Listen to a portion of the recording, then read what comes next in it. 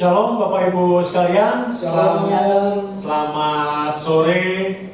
Kembali kita bertemu di dalam pemahaman Alkitab wilayah yang sampai saat ini kita masih menjalankan secara online. Baik Bapak Ibu, untuk tema PA wilayah pada sore hari ini yaitu menyadarkan tanpa mempermalukan. Dan sebelum kita memulai PA sore hari ini, mari kita memuji Tuhan, yaitu Allah itu baik, dinyanyikan 2 kali.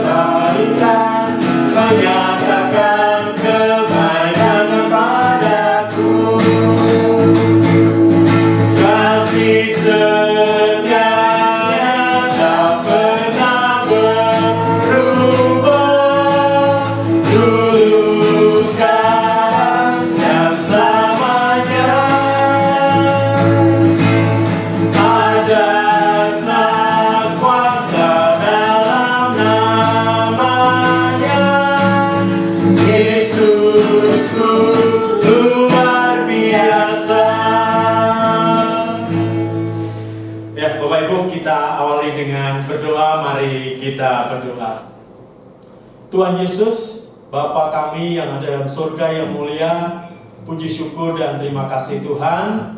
Pada sore hari ini kembali Engkau beri kesempatan kepada kami semua untuk melaksanakan pemahaman Alkitab wilayah secara online saat ini. Tuhan, kiranya Engkau bimbing kami satu persatu di dalam PA wilayah secara online ini, supaya apa yang pendeta Luther sampaikan melalui firman-firman-Mu dapat kami mengerti dan kami dapat jalankan di kehidupan kami sehari-hari. Dan bimbing kami ya Tuhan di dalam PA wilayah ini dari awal hingga akhir secara bersama-sama, dan kiranya Engkau juga lancarkan pelaksanaan PA wilayah ini. Terima kasih ya Tuhan, di dalam nama Tuhan Yesus Kristus kami berdoa. Amin. Amin. Shalom saudara-saudara jemaat Tuhan yang ada di rumah. Shalom. Kita mendasarkan pemahaman Alkitab kita ini pada 3 bagian Alkitab. Ya, bagian yang pertama akan dibaca oleh Ibu Penatua Kristianti, yaitu dari Injil Matius pasal 7. Injil Matius pasal 7 ayat 1 dan 2. Ya. Matius pasal 7 ayat 1 dan 2. Silakan Bu. Matius pasal 7 ayat 1 dan 2. Demikian firman Tuhan. Jangan kamu menghakimi supaya kamu tidak dihakimi. Karena dengan penghakiman yang kamu pakai untuk menghakimi, kamu akan dihakimi, dan ukuran yang kamu pakai untuk mengukur akan diukurkan kepadamu. Ya, itu yang pertama. Lalu bagian Alkitab kedua akan dibaca oleh penatua Daud, yaitu dari surat Galatia pasal 6.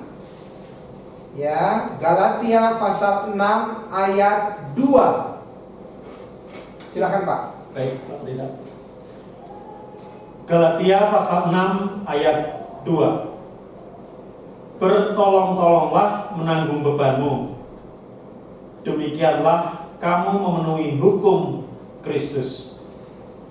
Dan bagian yang ketiga saya akan bacakan, yaitu dari surat Kolose pasal 3 ayat 13. Kolose pasal 3 ayat 13. Sabarlah kamu seorang terhadap yang lain, dan ampunilah seorang akan yang lain apabila yang seorang menaruh dendam terhadap yang lain. Sama seperti Tuhan telah mengampuni kamu, kamu perbuat jugalah demikian. Ya, itulah saudara jemaat Tuhan, 3 bagian Alkitab kita. Nah, tema kita sebagaimana tadi sudah disebutkan oleh Bapak Penatua Daud, menyadarkan tanpa mempermalukan. Nah, saudara-saudara, bahan PA kita ini masih melanjutkan bahan PA 2 minggu lalu yang temanya, masih ingat ya? Ya, benar. Saya juga tahu. Ya, waktu itu tokohnya bernama Ucok ya. Nah, saudara-saudara, sebenarnya sungguh malanglah nasib si saya juga tahu ini. Ia berbuat begitu agar diterima menjadi kawan oleh sebanyak mungkin orang. Padahal yang terjadi justru sebaliknya. Satu demi satu orang menghindarinya. Apakah kita termasuk orang yang tak terlalu sabar menghadapi orang-orang tipe saya juga tahu ini? Kalau ya, memang tak ada yang lebih bisa memberi kepuasan batin daripada menelanjangi dan mempermalukan mereka di depan umum biar mereka kapok.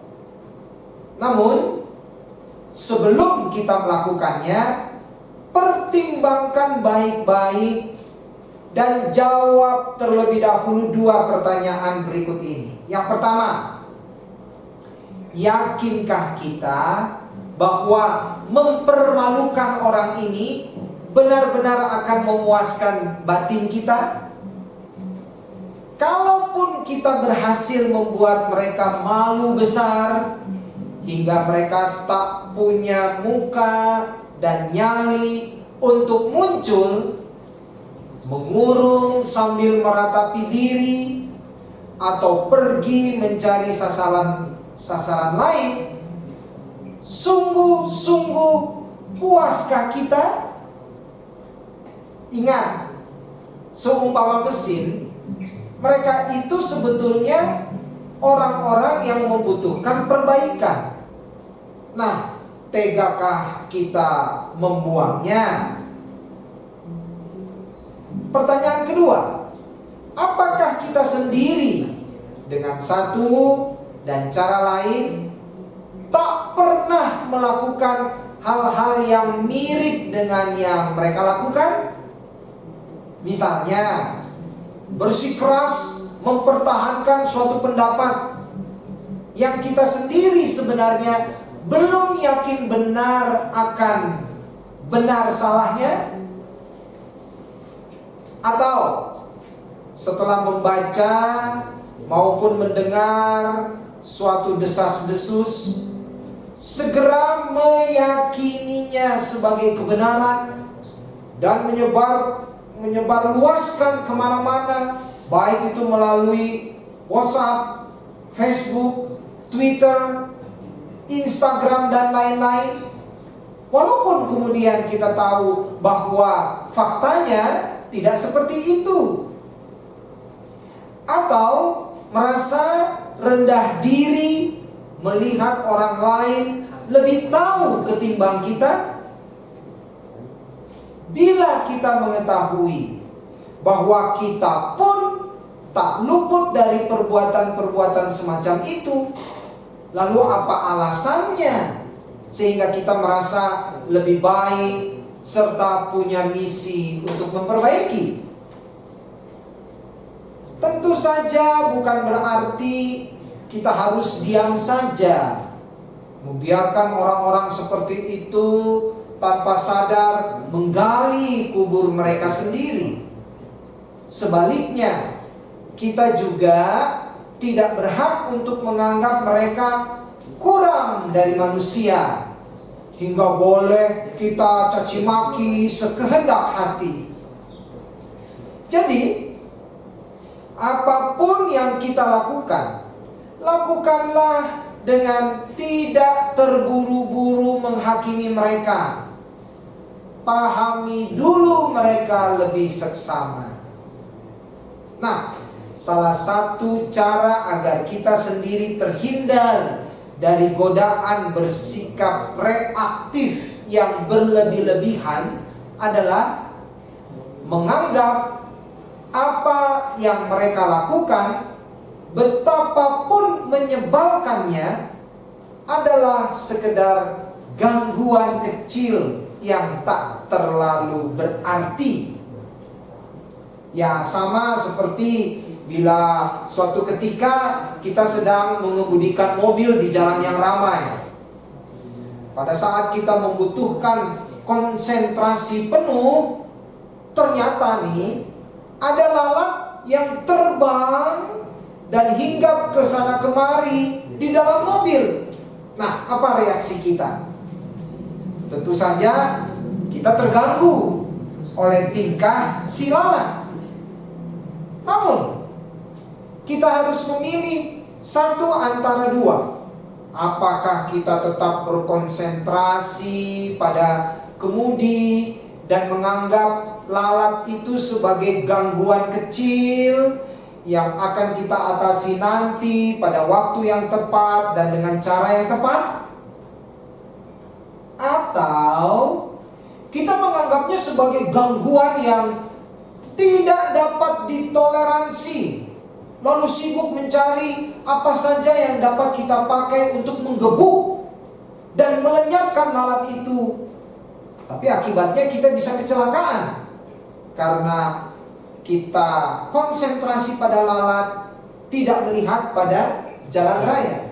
Akibatnya bisa kecelakaan. Nah, saudara-saudara, dengan kata lain, gangguan tetaplah gangguan. Karena itu, kita tidak boleh membiarkannya begitu saja. Namun, kita harus menghilangkan gangguan itu secara proporsional. Ibarat pepatah, jangan membakar seluruh rumah hanya untuk mengusir tikus. Ya. Nah, agar dapat secara proporsional menghadapi orang-orang bertipe saya juga tahu, atau orang-orang yang tipe sok tahu. Nah, ada 3 sikap batin yang perlu kita miliki. Yang pertama, kita perlu memahami benar siapa mereka itu. Ya. Yang kedua, milikilah compassion. Apa itu compassion? Perpaduan antara rasa peduli atau kepedulian, iba, serta dorongan untuk menolong. Ya. Dan yang ketiga, milikilah kesabaran. Tanpa pemahaman yang benar, kita pasti akan salah bertindak. Ini karena yang kita hadapi bukanlah mereka yang sebenarnya, melainkan stereotip, klise, bikinan kita sendiri. Dengan kata lain, kita telah menekan nomor telepon orang lain, ya, bukan nomor telepon kita sendiri. Firman Tuhan mengatakan, jangan kamu menghakimi, maksudnya jangan kamu menghakimi orang lain, supaya kamu tidak dihakimi. Karena dengan penghakiman yang kamu pakai untuk menghakimi, maksudnya menghakimi orang lain, kamu akan dihakimi, dan ukuran yang kamu pakai untuk mengukur akan diukurkan kepadamu. Ya, Matius 7 ayat 1 dan 2. Nah, compassion kita perlukan, karena motivasi inilah satu-satunya motivasi yang benar dalam menghadapi mereka. Tindakan kita tidak didasari oleh sikap jengkel, ingin mempermalukan, atau agar tahu rasa lu ya. Tidak. Sebaliknya, kita bertindak karena keinginan memberi pertolongan kepada orang yang membutuhkannya.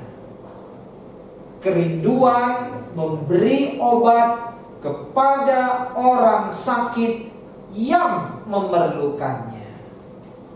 Firman Tuhan mengatakan begini, bertolong-tolonganlah menanggung bebanmu.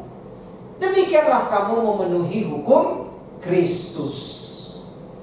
Surat Galatia pasal 6 ayat 2. Nah, sikap ekstra sabar sendiri juga atau sungguh-sungguh diperlukan untuk menghadapi mereka. Jika tidak, kita akan terjebak oleh sikap reaktif kita sendiri, karena memang tidak mudah menolong orang-orang semacam mereka. Mereka adalah orang-orang yang ingin dianggap hebat, tidak mau diperlakukan sebagai pasien, ya. Mereka gak mau. Nah, mengenai ekstra sabar ini, firman Tuhan mengatakan, sabarlah kamu seorang terhadap yang lain, dan ampunilah seorang akan yang lain apabila yang seorang menaruh dendam terhadap yang lain. Sama seperti Tuhan telah mengampuni kamu, kamu perbuat jugalah demikian. Ya, surat Kolose pasal 3 ayat 13. Nah, saudara-saudara, agar tindakan kita tepat arah dan mengenai sasaran, maka kita harus senantiasa sadar akan tujuan utama kita dalam menghadapi orang-orang tipe ini, yaitu orang-orang yang sok tahu itu, orang-orang yang mengatakan, ya saya juga tahu. Tujuan kita juga harus satu, yaitu membuat mereka jera, tapi tanpa harus kehilangan muka. Menyingkap dusta mereka tanpa membuat mereka jadi defensif, jadi bertahan begitu ya. Nah, bagaimana caranya? Nah, ini menarik. Pertama, jangan beri mereka perhatian yang terlalu besar. Di satu sisi, sama sekali tidak memberi perhatian akan membuat jalur komunikasi dengan mereka terputus. ini tidak sesuai dengan sikap batin kita, karena sesungguhnya kita justru sangat memedulikan mereka. Ya. Jadi jangan sama sekali tidak memberi perhatian. Namun memberi perhatian terlalu besar juga akan mengirim sinyal yang salah. Mereka merasa, wah saya berhasil nih, atau kami berhasil, dan mendorong mereka tambah bersemangat mengarang kisah-kisah fiktif baru. Akibatnya kita pun akan bertambah kesal dan sebel, sehingga mudah terprovokasi. Ya. Yang kedua, bila kita merasa bahwa mereka itu telah semakin keterlaluan, nah inilah saatnya kita memberi komentar, kejar dan desak mereka untuk melengkapi cerita-cerita mereka dengan fakta dan data yang diperlukan. Contohnya begini nih, ya. Contoh percakapan berikut ini. Si orang yang sok tahu ini, yang merasa saya juga tahu ini, dia ngomong begini. Belum berapa lama saya bertemu dan bercakap-cakap dengan Presiden Jokowi. Kami kan kenalan lama. Lalu kita menanggapinya gimana? Katakan begini. Oh ya? Belum berapa lama itu kapan? Di mana? Dan dalam kesempatan apa? Kalau dia menjawab, oh baru kemarin dulu di Istana Merdeka saya diundang ke sana. Nah, bagaimana tanggapan kita? Kita bisa katakan, loh kemarin dulu kan beliau tidak ada di Jakarta. Tapi boleh saya lihat surat undangannya? Nah, dari percakapan ini nampak bahwa kita itu terus mengejarnya.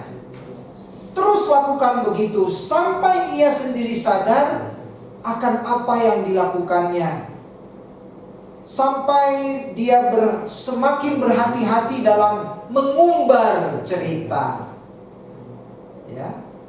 Namun dalam melakukan hal ini kita sendiri hendaknya amat berhati-hati dengan bahasa tubuh kita. Mulai dari sorot mata, ya, lalu nada suara, lalu gerak-gerik kita. Jangan sampai memberi kesan seolah-olah kita adalah polisi yang sedang menyidik atau jaksa yang sedang menuntut. Kesan seperti ini akan membuat ia atau mereka itu semakin defensif. Baginya kita ini adalah ancaman. Ia justru akan menutup diri dan memutus jalur komunikasi yang sudah tercipta. Nah, akibatnya kesempatan kita untuk melakukan sesuatu yang positif pun akan hilang, akan lenyap, sirna. Nah, yang terpenting adalah kita menyadarkannya tanpa mempermalukannya. Itulah tujuan kita. Nah, saudara jemaat Tuhan yang berada di rumah, itulah bagaimana cara kita menghadapi orang yang ketika berkomunikasi dia itu merasa saya juga tahu, ya, semua informasi saya juga tahu. Bahkan dia bisa begitu itu karena saya, ya, ingat kan? PA yang lalu si Ucok itu ketika diberitahu bahwa kedua pendeta itu makin bagus khotbahnya, dia mengatakan ya itu karena saya yang menyarankan untuk baca ini, baca itu, dan seterusnya. Ya, nah, jadi bahan PA kita kali ini, bagaimana cara menghadapi mereka. Ya, oke. Saya atau kami berharap saudara jemaat Tuhan yang berada di rumah langsung bisa mengingat kembali baik bahan PA 2 minggu lalu maupun bahan PA sekarang tentang bagaimana cara menghadapi orang-orang bertipe seperti ini. Ya, baiklah. Sekarang kita masuk dalam pertanyaan. Nah, ada 4 pertanyaan dan keempat pertanyaan ini akan dijawab oleh para penatua. Lalu nanti kita saling melengkapi. Nah, bagi saudara-saudara yang mau ikut menjawab, silahkan menjawabnya di bagian komentar di YouTube, ya. Dan jika ada pertanyaan, silahkan tulis pertanyaan di sana, ya. Baik, pertanyaan pertama. Seperti apakah sebenarnya orang yang dijuluki saya juga tahu? Ya, oke. Mungkin Bapak Penatua Daud Racina akan membantu kita menjawab. Ya, silakan. Ya, terima kasih Pak Pendeta Luther. Ya, mungkin Bapak Ibu sekalian juga sudah bisa mengetahuinya apa jawaban ini karena 2 minggu lalu hal ini sudah dibahas dan sudah kita jalankan pemahaman Alkitab di tema minggu lalu. Seperti apakah orang yang dijuluki saya juga tahu? Ya. Yang pertama, yang tadi juga di bahan PA hari ini, dia merasa tahu segalanya dan lebih tahu dari orang lain. Ya, lebih tahu dari orang lain. Ya. Nah, kenapa seperti itu? Supaya dia dipandang orang lain itu hebat, Ya. lebih pintar daripada orang lain. Ya, betul. Nah, kemudian kenapa dia sebetulnya tidak tahu tapi mengaku tahu? Ya supaya orang lain menghormati dia. Iya, hormat ya, hormat sama dia. Pinter, orang tahu semuanya. Nah itu salah satu jawaban yang mungkin Bapak Ibu juga sudah tahu. Mungkin Pak Pendeta ada tambahan dari jawaban saya tadi. Ibu mau menambahkan? Jadi mereka ini berusaha memiliki banyak kawan. Ya. Jadi untuk bisa memiliki banyak kawan, nah maka mereka tunjukkan diri mereka itu hebat, ya, tahu banyak hal, ya. Jadi dimanapun mereka berada, mereka berusaha punya kawan baru, punya kawan baru, punya kawan baru. Bagaimana caranya? Saya harus merasa lebih tahu daripada orang-orang yang ada di sini. Ya. Nah, oke. Sekarang pertanyaan nomor 2. Sebutkan 3 sikap batin yang perlu kita miliki dalam menghadapi mereka, ya. 3 sikap batin. Ya. Oke, mungkin Ibu Penatua Kristianti bisa membantu kita menjawabnya, ya. Baik, terima kasih Pak Pendeta. Kita akan menjawab soal nomor 2. 3 sikap batin yang diperlukan di dalam kita menghadapi mereka yang dikatakan orang yang sok tahu itu. Yang pertama, kita harus benar-benar memahami siapa mereka. Memahami siapa mereka. Terus yang kedua, kita harus memiliki compassion tadi, yaitu perpaduan atau antara kepedulian, iba, serta dorongan untuk menolong. Dan yang ketiga, kita harus memiliki kesabaran. Nah, itulah 3 sikap batin. Ya, bisa diulang, saudara jemaat Tuhan. Yang pertama apa tadi? Memahami benar siapa mereka. Jadi harus tahu dulu nih. Mereka ini siapa ya? Lalu yang kedua, dalam diri kita ada compassion, ya, perpaduan antara kepedulian, tapi juga rasa iba, kasihan nih orang seperti ini nih ya, kasihan dan ingin menolongnya. Dan yang ketiga ialah sabar. Sabar ya. Ya. Itu 3 sikap batin. Oke. Pertanyaan yang ketiga. Agar tindakan kita tepat arah dan sasaran, ya. Nah, sebutkan 2 cara mewujudkannya. Kan kita ingin menolong mereka nih kan ya. Ya. Kita ingin supaya mereka itu tidak merasa malu. Nah, bagaimana itu? Ada 2 caranya. Silakan Bapak Penatua Daud. Baik. Ya. Seperti tujuan kita semula, meskipun kita ingin menolong mereka, tetapi tadi juga disampaikan oleh Pendeta Luther, jangan sampai orang tersebut merasa malu atau merasa dipermalukan oleh apa yang kita sampaikan atau apa yang kita bicarakan dengan orang tersebut. Yang pertama yaitu jangan beri mereka perhatian yang terlalu besar. Ya. Karena dengan kita memberi perhatian yang terlalu besar, justru malah memberikan kesempatan bagi orang tersebut semakin sok taunya dan semakin merasa dia di atas angin. Nah, oleh karena itu ya kita penting memberikan perhatian khusus kepada orang tersebut, tetapi ya jangan berlebihan. Jangan berlebihan. Ya. Begitu Pak Pendeta.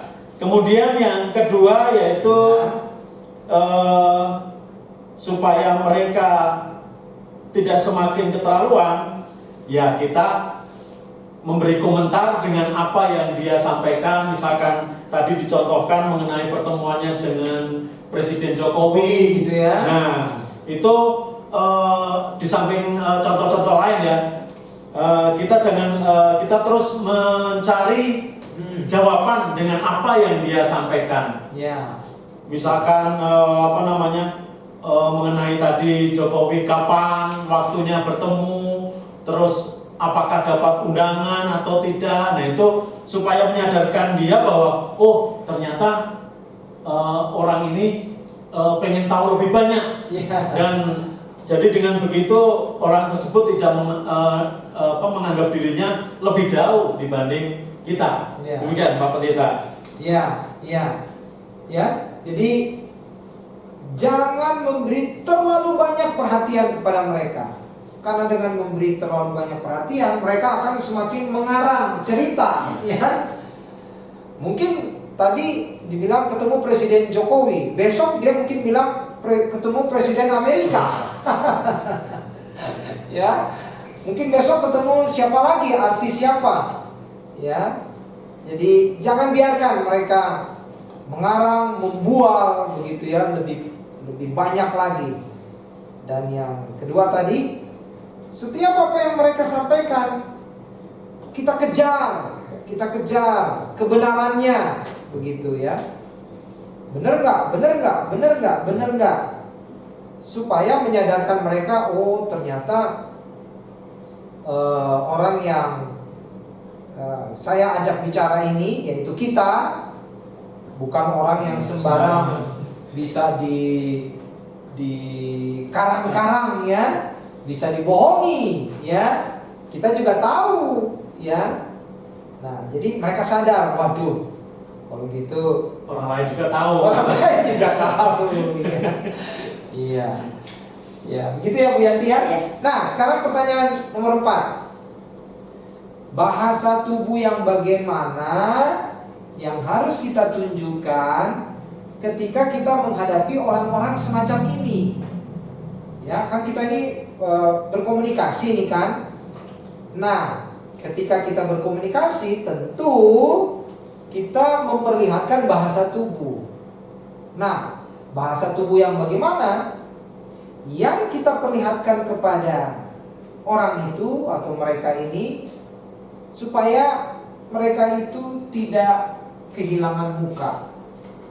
Ya, silakan Ibu Penatua Christian. Ya, Pak Pendeta, untuk tujuan di dalam PA kita saat ini kan menyadarkan tanpa mempermalukan. Ya, betul. Jadi melalui bahasa tubuh kita bisa menyadarkan seseorang tanpa mempermalukan orang tersebut, yaitu Ya. dengan Ya, sorot mata, ya, kemudian bisa juga dengan nada suara, kemudian juga dengan gerak-gerik kita, gerak-gerik. supaya jangan sampai apa yang kita lakukan melalui bahasa tubuh kita itu memberi kesan seolah-olah kita itu adalah polisi yang menjadi penyelidik ataupun jaksa yang akan menuntut. Ya, Gitu. ya. Tambahan Pak Pendeta. Ya, Menambahkan. silakan. Ya.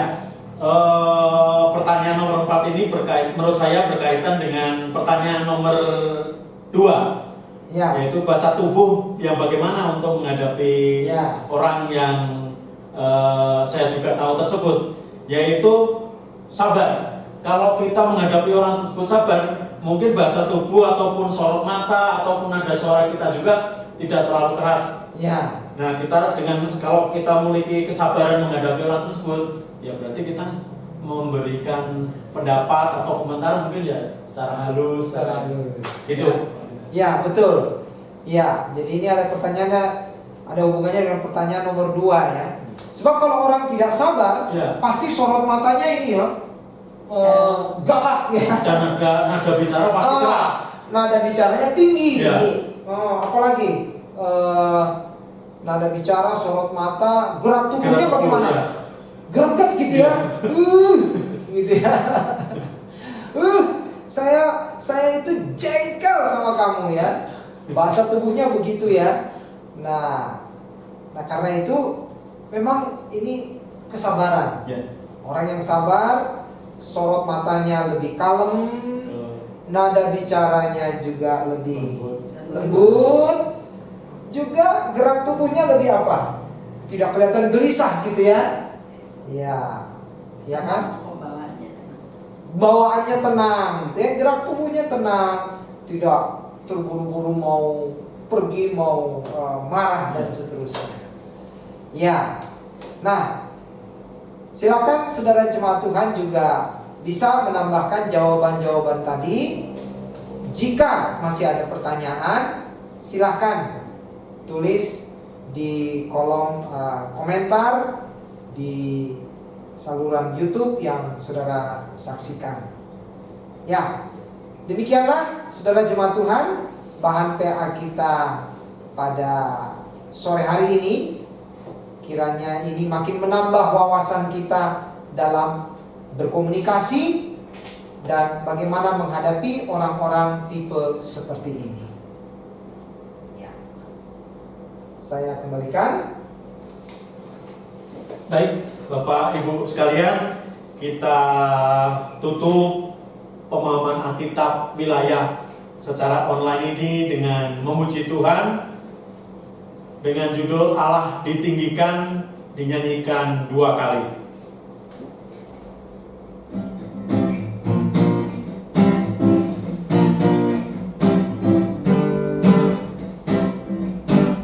Allah ditinggikan dengan sorak-sorai, Allah ditinggikan dengan sanggalan, Allah ditinggikan dengan sorak-sorai, bersoraklah bagi Tuhan,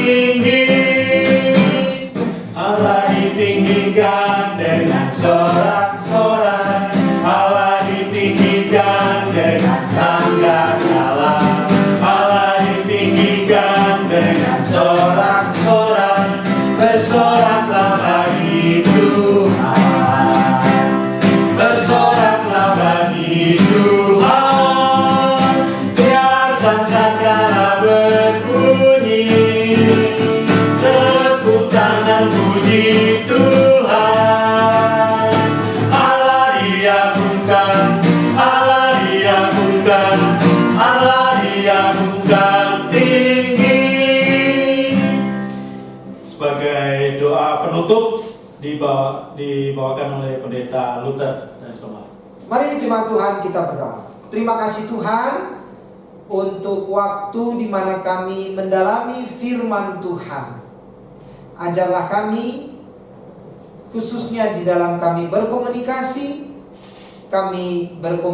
dengan bijak, berkomunikasi sesuai dengan firman Tuhan.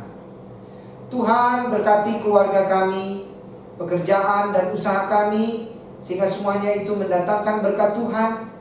Berkati masa depan anak-anak kami dalam pendidikannya, mereka masih harus belajar dari rumah, beraktivitas dari rumah. Namun tambahkan semangat, disiplin, ketekunan, dan daya juang untuk berprestasi, supaya pada waktunya nanti ketika anak-anak kami dapat belajar kembali tatap muka dengan guru, anak-anak kami lebih bersemangat lagi. Bapa, terima kasih untuk ibadah PA online ini. Kami berdoa di dalam nama Tuhan Yesus Kristus. Amin. Ya, saudara jemaat Tuhan, sampai ketemu pada Kamis depan dalam ibadah persekutuan rumah tangga online. Shalom.